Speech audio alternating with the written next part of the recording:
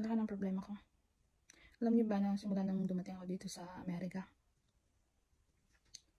ang hirap-hirap, nahihirapan talaga ako. Alam niyo, bakit ako nahihirapan? Tingnan niyo kung ano nakasulat. Sobrang hirap talaga. Everyday. Bakit? Dahil lang sa bed. Tingnan niyo naman. Ang bed niya dito, hanggang baywang ko. Tingnan niyo. Tingnan niyo. Hanggang dito. Alam niyo ba kung ano yung struggle ko everyday?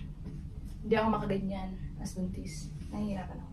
Yung ginagawa ko, bago ako akit ako yan. Inurong ko yung bed doon. Ipapatong ko yung pako dyan. Tapos, akit ako yan. Tapos once na nakahiga na ako dito, kaya na. Ang hirap bumaba. Alam niyo ba kung paano ako bumaba? Oo, baka may nakita kayo dyan.